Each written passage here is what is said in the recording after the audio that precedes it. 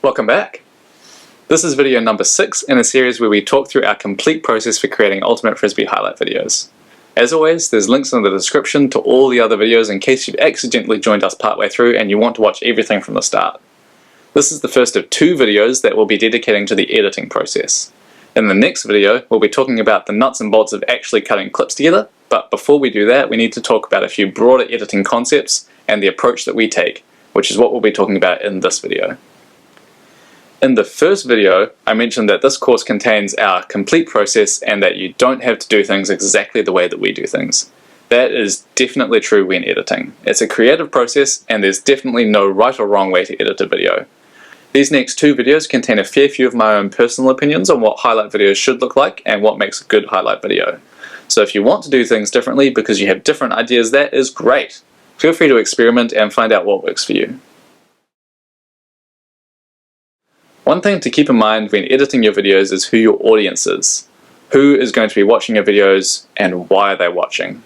In general, I think there are 3 broad categories of people who watch highlight videos.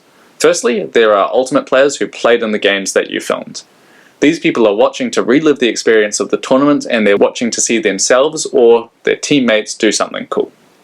The second group of people who might watch your videos are other ultimate players who didn't play in the tournament. Because they're ultimate players, they know how ultimate works and they know how impressive the things that they're seeing on screen are. They're probably watching to see some cool highlights. The third group of people who might watch your videos are people who do not play ultimate.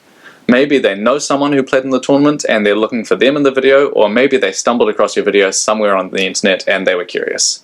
In any case, because ultimate is such a niche sport, they might not know much, if anything, about how ultimate works, so they're going to be able to appreciate the athleticism and cool stuff that they see on camera, but they might not always know what's going on. The reason that I want to talk about the audience of your videos is that at the end of the day, we're not really making videos for us. If we were making videos for us, we wouldn't post the videos online for everyone to see. We're making videos for the people that watch them, and different people might want slightly different things out of a highlight video, and we might need to cater for that. The other thing that I want to mention is that by making a highlight video and putting it on the internet, you're putting Ultimate on show. You're putting the Ultimate from your community on show to the wider Ultimate community, and you're putting the wider Ultimate community on show to the rest of the world. Because of that, you want to make sure that you're painting your community and the sport of Ultimate in general in a positive light. A good example would be at a social beach tournament that I played recently. A player on my team was marking a good friend of his on the opposite team. At one point, the player on my team put his friend in a headlock to stop him from getting the disc. It was funny, they were both laughing, no one got injured, everyone was having a great time. If I'd been filming that tournament though, I probably wouldn't have included that footage in the video. Sure, it was funny, but someone who didn't know the players involved and didn't know the context of the situation and couldn't see that they were both laughing might infer that my teammate was really unsportsmanlike. Or, if they didn't know anything about Ultimate, they might get the complete wrong impression of the sport. I want to talk about our mentality behind the way that we edit videos.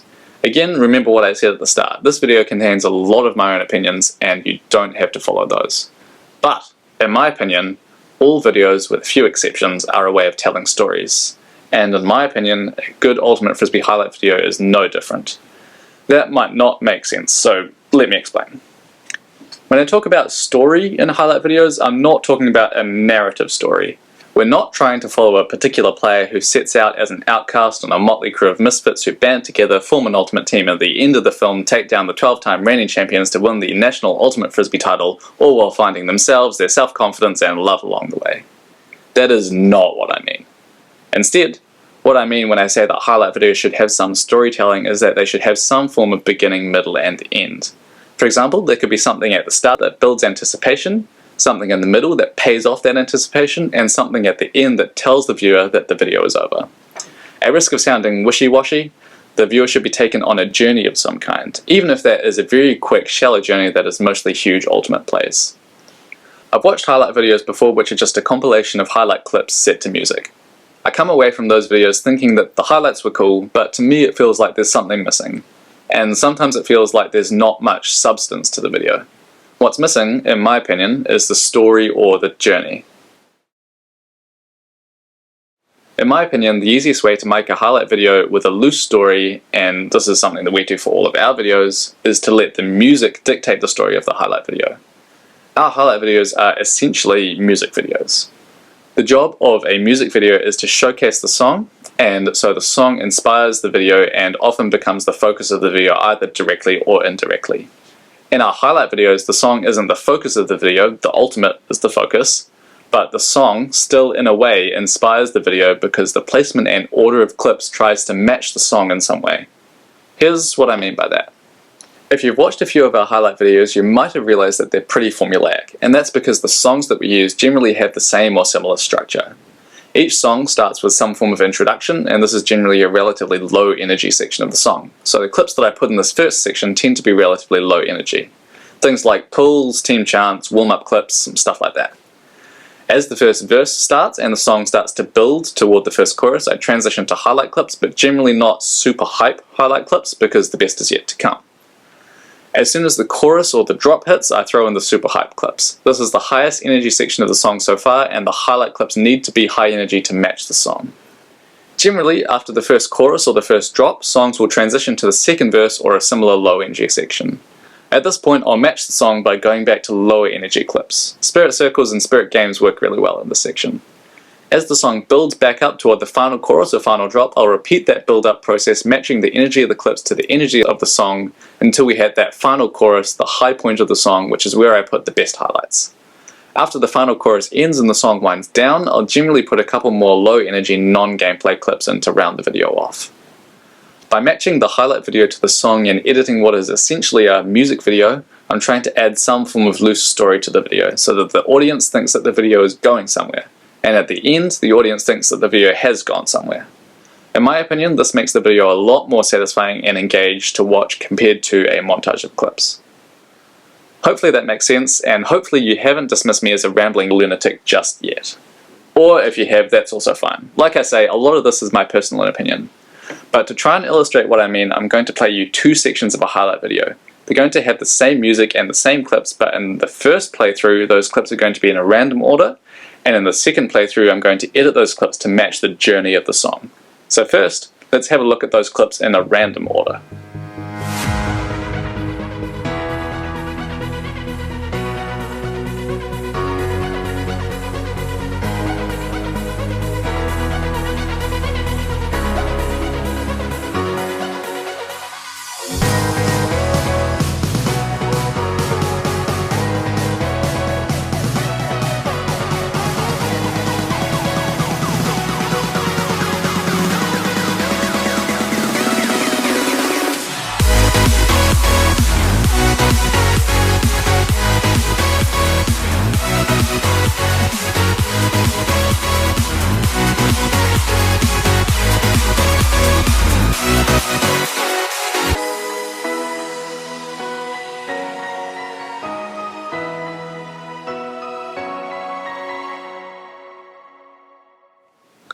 Let's now compare that with an edit where the clips are better matched to the song.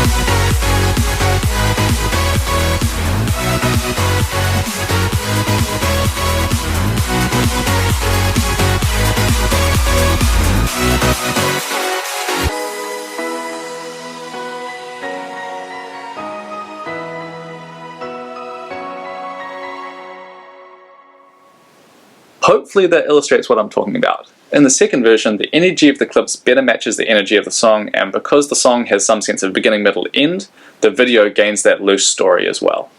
That makes the video feel like it's going somewhere, which makes it more interesting and more satisfying to watch. Whether you agree with me or not about the song providing a story for the highlight video, you hopefully agree with me when I say that choosing the right song is important for a highlight video. There are a few things to consider when choosing a song. Firstly, obviously, you're going to want to choose a song that you think will work well with your video. You'll want a song that has the right level of intensity to it, the right mood, the right feel, things like that. If you're going to do what we do and edit the video to closely fit the song, you might also want to pay attention to the song structure, how long the verses are, how long the choruses are, something like that. In terms of vocals, you can either choose a song with vocals or an instrumental song. That choice is really up to you and what you think will work. My approach is that the vocals and lyrics, if present, shouldn't distract from the ultimate. If I am considering a song with lyrics, I also like to Google those lyrics to make sure that I'm not accidentally choosing a song that lyrically doesn't fit in with the video that I'm making. On the legal side of things, if you're going to be publishing your video online or displaying it publicly, you will need to pick a song that you have the legal right to use. That either means paying to license a song or finding a song that the artist has freely released under a license that allows you to use it. There are a lot of websites and collections of music online that are licensed under Creative Commons licenses, which are a great place to look. Creative Commons licenses are a collection of licenses which allow other people to use creative works, in our case music, for free, subject to certain conditions. Searching for Creative Commons music online is a great place to get started. Other things you can search are things like royalty-free music, copyright-free music, and other things like that.